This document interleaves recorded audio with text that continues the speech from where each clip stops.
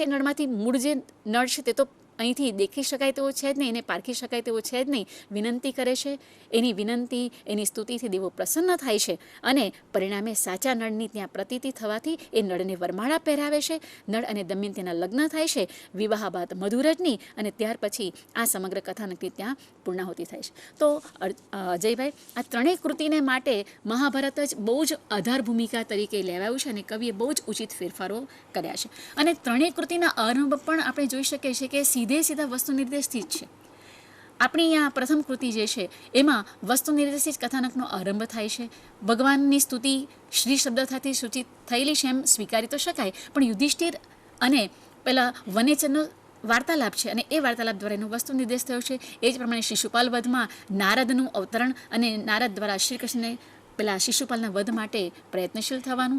અહીં પણ સ્ત્રી શબ્દ છે એટલે મંગલવાચક શબ્દ છે એમ માનવો જોઈએ. પણ આપણા નૈષચરિતના લેખકને તો નળ રાજાની જે કંઈક બાબતો કહેવાની એટલી બધી ઉત્સુકતા છે કે સીધો વસ્તુ નિર્દેશ આપણને કરીને કથામાં પ્રવેશ કરાવે છે. મતલબ ત્રણેય કૃતિનો વસ્તુ નિર્દેશથી આરંભ થયો છે. અજયભાઈ, જોઈ શકાય છે લક્ષણોને આધારે કે કથાનક તો પ્રસિદ્ધ હોય તો કથાનકનો નાયક પણ પ્રસિદ્ધ હોવો જોઈએ. તો આપણી ત્રણેય કૃતિના નાયક વિશે તમે કંઈક પ્રકાશ પાડશો? હા, તો મહાકાવ્યનો નાયક જે છે એ પ્રખ્યાત હોવો જોઈએ, સદવંશ હોવો જોઈએ અથવા તો ધીરોદાત્ત હોવો જોઈએ.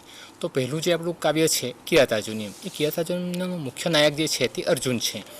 એ ધીરોદાત્ત કોટીનો નાયક છે. સમગ્ર મહાકાવ્યની ધુરા સંભાળનારો આ નાયક વિનમ્ર, આજ્ઞાકારી, યુધિષ્ઠિરની આજ્ઞાનુસાર તપસ્યા કરવા માટે પ્રયાણ કરે છે.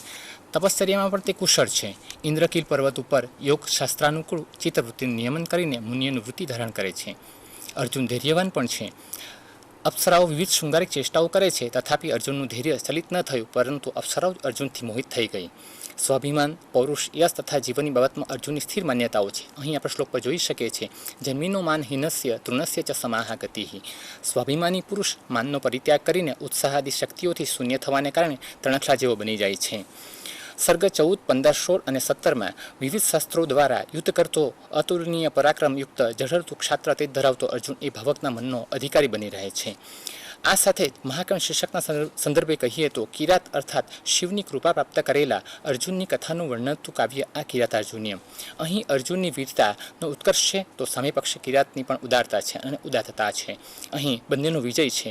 કિરાત એ શિવ પ્રભુ છે અને તેનું મહાત્મ્ય દર્શાવવા માટે કિરાત નામ પ્રથમ મુકાયું છે. કિરાતાર્જુનીયમના ગૌણપાત્રો જોઈએ તો દ્રૌપદી એ સ્વાભિમાની ક્ષત્રિયાણી છે. સઠમ પ્રતિ સાઠ્યમ એમ માનનારી દ્રૌપદી વનવાસ મંજૂર નથી. તે ઓજસ્વી ભાષામાં એક વીરાંગનાની જેમ એ યુધિષ્ઠિરને પુરુષાર્થ કરવા માટે પ્રેરણા આપે છે અને કહે છે, જો તમારી ક્ષત્રિયોચિત વીરતા અસ્ત પામી ગઈ હોય અને ક્ષમા, શાંતિને સુખનું સાધન માનતા હો તો ધનુષ્યને વેગળું કરી અને અગ્નિમાં સ્વાહા કરો. એ જ રીતે ભીમ એ મહાકાવ્યમાં સાહસિક તરીકે રજૂ થયો છે અને ઉગતા શત્રુઓને સર્વથી ડામી દેવો જોઈએ એવું માનતો એનો જીવન મંત્ર ઉત્સાહની સાથે પરાક્રમ છે.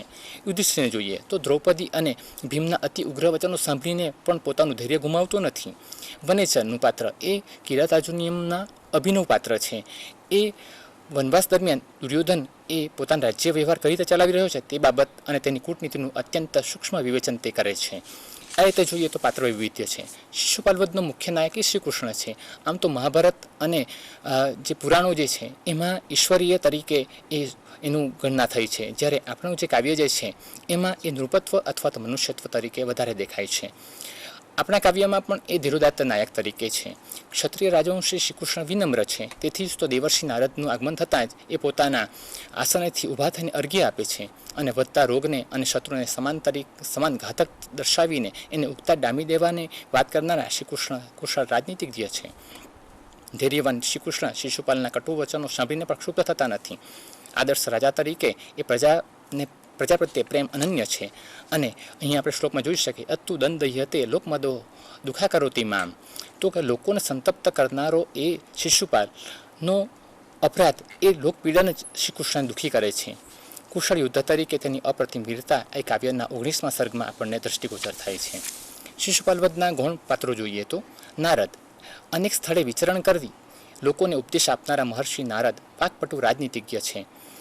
બલરામ અપ્રતિમ યુદ્ધો છે પણ રાજનીતિજ્ઞ નથી. સ્વાભિમાની છે. શ્રી કૃષ્ણના સલાહકાર તરીકે બલરામ શ્રી કૃષ્ણને શત્રુઓની સાથે સંધિ નહીં પરંતુ યુદ્ધ કરવાની સલાહ આપે છે. ઉદ્ધવ ગંભીર ગર્વહીન સત્યવક્તા અને કુશળ રાજનીતિજ્ઞ છે. શિશુપાલ આ કાવ્યમાં પ્રતિનાયક છે. પુરાણોમાં નિરૂપિત આ પાત્રમાં કવિએ કેટલાક ફેરફારો કર્યા છે. તેનામાં ક્રોધની સાથે ગંભીરતા છે, તે અપશબ્દો બોલવાની સાથે વાકપટુ છે, ઈર્ષાળુ હોવા સાથે વીર છે, રાજનીતિજ્ઞ છે, અભિમાની અને પારકાની ઉન્નતિ ન સહન કરી શકનારા શિશુપાલનો દર્પ તેના વધનું કારણ બને છે. નૈનાબેન, એક બાબત અહીં આપણે નોંધી શકીએ છીએ કે શ્રી કૃષ્ણનું પાત્ર જે આભામાં રજૂ થયું છે એટલી જ આભાવાળો જ સામે એનો શત્રુ પક્ષ પણ છે. એટલે મહાભારત કરતાં કંઈક એ જુદા પ્રકારનું અહીંયા દેખાય છે અને એનો વધ કરનારું જે આ કાવ્ય જે છે એ આ શિશુપાલવત છે. એટલે શીર્ષકને પણ અહીં લક્ષણો પ્રમાણે ચરિતાર્થ થયું છે. હવે નિષદ ચરિતનો આપણે મુખ્ય નાયક જોઈએ તો નળ છે. એ નળ એ ધીરુદાત્ત છે અને નળના યશ વિશે અહીં કહેવાયું છે તો કે તેનો પ્રતાપ અને યશ બંને હાજર હોય ત્યારે સૂર્ય અને ચંદ્ર વ્યર્થ છે એમ બ્રહ્મા વિચારે છે. નૈનાબેન, અહીં એ બાબત પણ નોંધવા જેવી છે કે જ્યારે આપણે આન્સર બુક ચેક કરતા હોઈએ છીએ ત્યારે કોઈ પણ વસ્તુ રોંગ હોય છે, ખોટું હોય છે, ત્યારે આપણે એની ફરતે કુંડાળું કરીએ છીએ. તેવી રીતે બ્રહ્મા મહોદયના મનમાં પણ એવો વિચાર આવે કે અહીં જે નળનો યશ છે એટલો અધિક છે કે જે સૂર્ય અને ચંદ્ર જે છે એ પણ વ્યર્થ છે. એટલે એ બંનેના ફરતે એ તેજોવલયના બહાને એ કુંડાળું કરી દે છે. સરસ મજાની કલ્પના છે. આ કાવ્ય મુખ્યત્વે પ્રણય તરીકે નળ રજૂ થયા છે અને નળની સમસ્ત ચેતના ઉપર દમયંતીનો પ્રેમે અધિકાર કરી લીધો છે. દમયંતીના વિરહમાં માત્ર રાત્રિ અને ચંદ્ર જેવી કોમળ સૈયદ તેની જાણકારી સાક્ષી હતા. નળ કર્તવ્યનિષ્ઠ પણ છે. દેવો માટે દમયંતીને ઉત્સુક બનાવવા માટે સામ, દામ, દંડ અને ભેદનો કુશળતાપૂર્વક પ્રયોગ કરે છે. નળ રુજુહૃદયી છે. હંસનો કરુણ વિલાપ સાંભળીને તેનું હૃદય દયા અને કરુણાથી આદ્ર થઈ જાય છે અને તેના નેત્રોમાંથી અશ્રુધારા વહેતી થઈ જાય છે. આવા પુણ્યશ્લોકી નળ એવા નિષદ દેશના છે અને નળના ચરિત્રને ગૂંથતા આ કાવ્ય નિષદ ચરિત શીર્ષક આપવામાં આવ્યું છે. નિષદ ચરિતના ગૌણપાત્રોની વાત કરીએ છીએ તો દમયંતી આ મહાકાવ્યની નાયિકા છે. ત્રિભુવન સુંદરી છે, નવયૌવના લજ્જાશીલા છે અને મુગ્ધા છે. એના અનુપમ સૌંદર્ય વિશે પણ કવિ સરસ મજાની કલ્પના કરી છે કે દમયંતીના મુખનું નિર્માણ કરવા માટે બ્રહ્માએ ચંદ્રમાંથી ભાગ કોરી કાઢ્યો અને એ ભાગમાંથી તેનું મુખ બનાવ્યું. નળ પ્રત્યે અનન્ય આસક્ત એવી દમયંતી સ્થિર ચિત્તા છે. તેથી જ તો ઇન્દ્રાદિ દેવો કે સ્વર્ગનો વૈભવ પણ તેને લલચાવી શક્યા નહીં અને તે પોતાના નિશ્ચયમાં અડગ રહે છે. અને સ્પર્શી જાય એવું પાત્ર તો હંસનું છે. હંસ એક આદર્શ સદગૃહસ્થ છે. તે પોતાના વગરની વૃદ્ધ માતાની ચિંતા કરતો, માતૃભક્ત પત્નીને યાદ કરતો તે આદર્શ પતિ અને પોતાના શિશુને બોલતા કોણ શીખવશે એની ચિંતા કરી મૂર્છા પામતો તે વત્સલ પિતા તરીકે રજૂ થયો છે. અહીં નૈનાબેન, એક બાબત આ પણ નોંધનીય છે કે હંસનું પાત્ર અને હંસનો જે કરુણ વિલાપ એ સાંભળીને ભાવક પણ તેની સાથે જોડાઈ જાય છે અને ભાવકને પણ એમ થાય કે મને જ પણ જો કોઈ પકડ્યો હોય તો મારી પણ આવી સ્થિતિ થાય. આવી રીતે હૃદયને સહૃદય ભાવકને પણ એની સાથે જોડી દે છે. હવે આપણે જોઈએ તો સંસ્કૃત આલંકારિકો જણાવે છે કે સર્ગબદ્ધો મહાકાવ્યમ ઉચ્યતે. તો સર્ગની બદ્ધતા આ ત્રણ મહાકાવ્યમાં કેટલા અંશ ચરિતાર્થ થાય છે તે નૈનાબેન જણાવશો? ચોક્કસ અજયભાઈ, આ સ્લાઇડમાં આપણે જોઈ શકીએ છીએ કે મહાકાવ્યનું મહાકાવ્યત્વ વ્યાપક હોય અને કવિ કથાનકનું વિભાજન બંધારણના નિયમને આધારે જ કરતો હોય છે. ત્રણેય કૃતિઓ આપણી નજર સમક્ષ છે કે જેમાં કિરાતાર્જુનિયમમાં 18 સર્ગ છે, શિશુપાલ વધમાં 20 સર્ગ છે અને નિષદ ચરિતમાં 22 સર્ગ છે. ક્રમશઃ 1-2થી ચડિયાતા પુરવાર થવાનો પ્રયત્ન છે તે તો દેખાય છે. અને આ ઉદાહરણ માટે આપણે પ્રથમ સર્ગ દરેકના લીધા છે. નિયમ પ્રમાણે પ્રથમ સર્ગ જે કિરાતાર્જુનિયમનો છે એમાં 46 શ્લોકો, બીજી કૃતિમાં 75 શ્લોકો અને આપણી ત્રીજી કૃતિમાં 145 શ્લોકો છે. એમાં પણ વળી પાછું નિયમનું પાલન દરેક જગ્યાએ હોય એ નિયમ પ્રમાણે છંદ એક જ હોવો જોઈએ. ભવિષ્યનું કથાનક જે બદલાય છે એમાં કથાનકમાં છંદનું પરિવર્તન થવું જોઈએ. તો અહીં વંશસ્થ છંદ, પુષ્પિતાગ્રા છંદ અને માલિની છંદ દેખાય છે પ્રથમ કૃતિમાં. અને શિશુપાલ વધમાં આપણે દેખી શકાય છે કે વંશસ્થ છંદ, પુષ્પિતાગ્રા છંદ અને શાર્દુલ વિકૃત છંદનો ઉપયોગ કરવામાં આવ્યો છે. આ બંને કૃતિ જે દેખાય છે કિરાતાર્જુનિયમ અને શિશુપાલ વધ, એમાં એક સ્પષ્ટ વસ્તુ નજરે પડે છે તે કઈ તો કે એમણે રાજનીતિ અને ધર્મની જ્યારે વાત કરી છે ત્યારે એને માટે અનુકૂળ છંદ વંશસ્થને જ પસંદ કર્યો છે અને એ રીતે પેરેલલ ચાલવાનો બંનેનો પ્રયત્ન આપણને દેખાય છે. ત્રીજી જે આપણી કૃતિ છે કે જેમાં 145 શ્લોકોની વાત આપણે કરી છે એમાં પણ દોધક છંદ, વસંત તિલકા છંદ અને શાર્દુલ વિકૃત છંદનો ઉપયોગ કરવામાં આવ્યો છે. હવે ત્રણેય કૃતિઓના સર્ગના શીર્ષકો આપવામાં આપણા ભારવીએ કોઈ પણ પ્રકારે શીર્ષક આપ્યા નથી, પુષ્પિકામાં એવું જોવા મળતું નથી. જ્યારે બીજી જે આપણી કૃતિ છે શિશુપાલ વધ, એમાં જે સર્ગની અંદર જે કથાનક છે એ કથાનકને ધ્યાનમાં લઈને એમણે કૃષ્ણ નારદ સંભાષણમ એવા પ્રથમ સર્ગનું શીર્ષક આપ્યું છે અને શ્રી હર્ષે હંસગમનમ એ પ્રકારે પ્રથમ સર્ગનું શીર્ષક આપ્યું છે. સ્વાભાવિક રીતે કથાનક અત્યંત પાતળું થતું જાય છે અને સર્ગોની સંખ્યા અને શ્લોકોની સંખ્યા અતિશય વધતી જાય છે.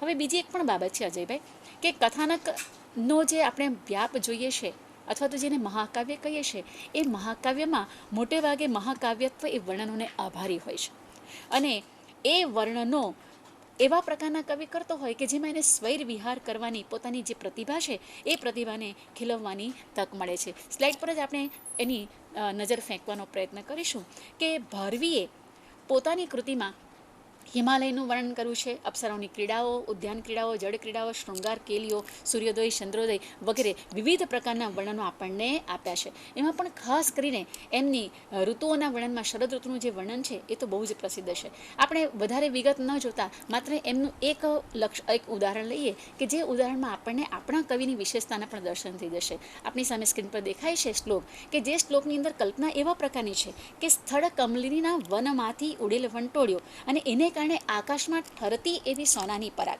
અને એ સોનાની પરાગ એટલે કે આકાશમાં જાણે કે આતપત્ર, સુવર્ણમય આતપત્ર સર્જાયું છે. અને આ પ્રકારની જે કલ્પના છે કે કમળોની પરાગ આકાશમાં ઉડે અને આતપત્ર સર્જાય, એવી જે વિશેષતા છે એ તો કવિ આપણા ભારવી જ સર્જી શકે. અને આ એની જે વિશેષતા છે એને કારણે જ આપણા કવિને એક સુંદર બિરુદ મળ્યું છે ને તે કયું તો કે આતપત્ર ભારવી. તો વર્ણનોની બાબતમાં એમણે અતિશય લાંબા કહી શકાય તેવા વર્ણનો આપ્યા છે.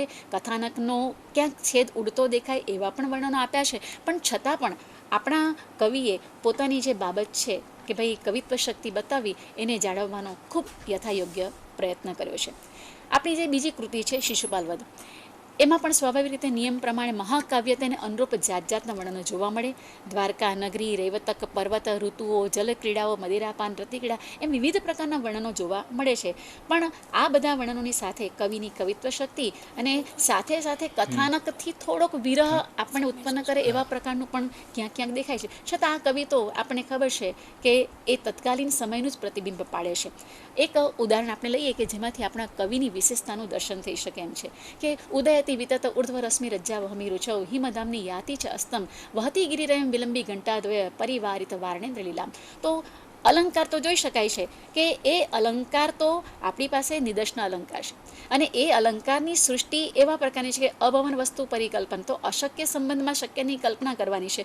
વર્ણન શાનું છે તો કે ભાઈ રૈવતક પર્વતનું વર્ણન છે. અને રૈવતક પર્વત કોના જેવો દેખાય તો કે વાર્ણેન્દ્રની લીલાને તે ધારણ કરે છે. અને એ વાર્ણેન્દ્રની લીલા કેવા પ્રકારની છે તો કે એક ડોલતો જતો હોય હાથી જેની આજુબાજુ લટકતા બે ઘંટ હોય એવા ઘંટ તરીકે સૂર્ય અને ચંદ્રની કલ્પના કરવામાં આવી અને પર્વતને પેલા શ્રેષ્ઠ ગજરાજની સાથે સાંકળવામાં આવ્યો. તો આ એક અદ્ભુત એમની કલ્પના છે અને એ કલ્પનાની વિશેષતાને કારણે જ આપણા કવિને ઘંટા માગ તરીકે નવાજવામાં આવ્યા છે. નૈનાબેન, અહીંયા આપણે એમ પણ કહી શકીએ કે કાલિદાસને માટે પણ કહેવાયું છે દીપશિખા કાલિદાસ. તો એ દીપશિખા કાલિદાસના સંદર્ભમાં આપણે કહેશો? હા, દીપશિખા કાલિદાસના સંદર્ભમાં ચોક્કસપણે એક વસ્તુ નોંધનીય છે કે એક તો પહેલી બાબત કે કાલિદાસ અને આ બંને કવિઓને જો સાથે મૂકવામાં આવે તો એ શ્લોકોને વાંચતા જ આપણને ખ્યાલ આવી જાય કે ક્યાં આપણા કવિ કાલિદાસ કે જે તદ્દન સરળ, રુજુ અને એમની ભાવવાહી કલ્પના દેખાય, અને આપણા આ કવિ કેવા કે જે વર્ણનની બાબતમાં જે કથાનકની સાથે જે યોજે છે ઉપમાઓ અથવા તો જે કંઈક બાબતોને યોજે છે એ કંઈક અંશે એમના હૃદયની અને એમની જે ભાવનાઓ છે એ ભાવનાનું પ્રતિબિંબ પાડે છે.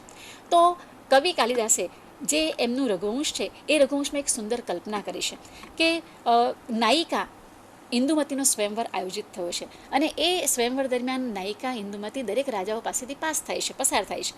ઇન્દુમતી જ્યારે આવીને ઊભી રહેશે ત્યારે એ રાજાઓ ઝળહળા થઈ ઉઠે છે અને એમની ઝળહળા થઈ ઉઠવાની બાબતને માટે કાલિદાસે ત્યાં દીપશિખા શબ્દ વાપર્યો છે. એટલે કે ઇન્દુમતી એ દીપશિખા જેવી છે અને એ ઇન્દુમતી તે રાજાઓની પાસેથી જ્યારે નીકળી જાય ત્યારે એ રાજાઓ ઝાંખા પડી જાય છે, જાણે કે મનમાં વિચાર કરતા કે હું તો રહી ગયો, હવે મારું અહીંયા કોઈ સ્થાન નથી. અને આ રીતે ઝાંખા પડી ગયેલા એવા રાજાઓનું ચિત્ર અને સાથે ઝળહળતી એવી આપણી નાયિકા અને એ નાયિકાની સાથે સંકળાયેલો દીપશિખા શબ્દ, તેથી કવિ કાલિદાસે ને માટે દીપશિખા કાલિદાસ શબ્દ આપણે અથવા તો એમને ઉપમાથી નવાજીએ છીએ. આપણા આ બંને કવિઓ તો છે જ, પણ આપણા જે ત્રીજા કવિ છે એ ત્રીજા કવિને પણ ધ્યાનમાં તો અજયભાઈ આપણે લેવા જ જોઈએ કે એમણે પણ પાતળા કથાનકને વર્ણનના માધ્યમથી એટલું બધું વિસ્તૃત કર્યું છે. અને એ વિસ્તૃત કરવાની બાબતમાં અતિશયતા જે કહી શકાય કે ઉદાહરણ તરીકે નળનું વર્ણન કરવાનું હોય કે દમયંતીનું વર્ણન કરવાનું હોય તો એ વહી જાય અને એક બબે ત્રણ સર્ગોનો ઉપયોગ કરી રાખે છે. એમણે કુંડિનપુરનું વર્ણન કર્યું, ઉપવનનું, દૂતનું, અંતઃપુર, દમયંતી, નળના વિવાહની વાત, પ્રભાત સંધ્યા વગેરેના વિવિધ વર્ણનો આપ્યા છે.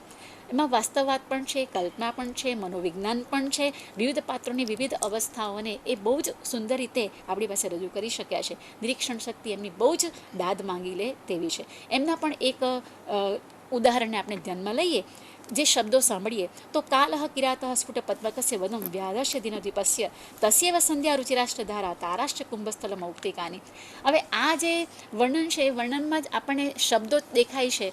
વર્ણન શાનું છે ખબર? આ વર્ણનની અંદર સંધ્યાનું વર્ણન છે. અને સંધ્યા કેવી? તો કે હાથીને મારી નાખવાથી એમાંથી જે રુધિર વહે એ રુધિર આકાશમાં ફેલાઈ જાય અને એ લાલીમાં એટલે કે સંધ્યા. હવે આવી કલ્પના તો ક્યાંય કોઈ કરી શકે જ નહીં સિવાય આપણો શ્રીહર્ષ, કારણ કે આખર તો વિદ્વાન કવિ છે અને આ દુર્લભ કલ્પનાનો તે સ્વામી છે. મનને રૂચે તેવી તો આ કલ્પના નથી જ, પણ એમણે આ કલ્પના આપી છે અને એથી તો નૈષદ વિદ્વત ઔષધમ તરીકે આપણે એને સ્વીકાર્યું છે.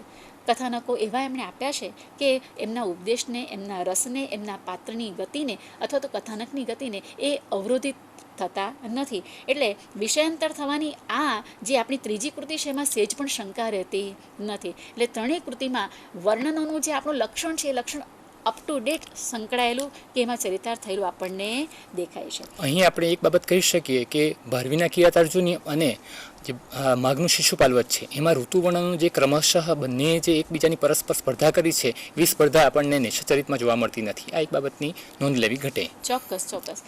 અજયભાઈ, ત્રણેય કવિઓની સાથે સંકળાયેલી બાબતમાં એક વાત આપણે ખાસ નોંધવી અને જાણવી જરૂરી છે કે ભાઈ આપણા જે ઇતિહાસમાં કહેવાયું છે તે પ્રમાણે, જે શાસ્ત્રમાં કહેવાયું છે તે પ્રમાણે કે નહીં રસાદૃતે કશ્ચિત અર્થ પ્રવર્તતે. તો આ ત્રણેય કૃતિઓ રસનું નિર્વહન કેવી રીતે કરવું છે? તો સંસ્કૃત આલંકારિકોએ રસની બાબતમાં કહ્યું છે તે આપણે સ્લાઇડ પર જોઈ શકીએ છીએ કે શૃંગાર, વીર કે શાંત આ ત્રણમાંથી કોઈ પણ એક મુખ્ય રસ હોવો જોઈએ અને બાકીના રસો જે છે એ ગૌણ રસ તરીકે હોવા જોઈએ. તો કિરાતાર્જુનનો મુખ્ય રસ છે એ વીર રસ છે. એ સ્લાઇડ ઉપર આપણે જોઈ શકીએ છીએ. તો વીર રસના 4 પ્રકારો છે. તો ધર્મવીર, યુદ્ધવીર, દાનવીર અને દયાવીર. તો એમાં જે યુદ્ધવીર રસ છે, યુદ્ધવીર રસના પણ પાછા 2 પ્રકાર છે. તો બુદ્ધિપ્રધાન રસ અને શસ્ત્રપ્રધાન યુદ્ધવીર રસ. તો બુદ્ધિપ્રધાન યુદ્ધવીર રસ એટલે એવો કે જેમાં યુદ્ધ માટે ઉત્સાહિત કરનારા માત્ર કથનો જ હોય, અને શસ્ત્રપ્રધાન યુદ્ધવીર રસ એટલે કે જેમાં શસ્ત્ર દ્વારા યુદ્ધ વર્ણવાયું હોય. તો કિરાતાર્જુન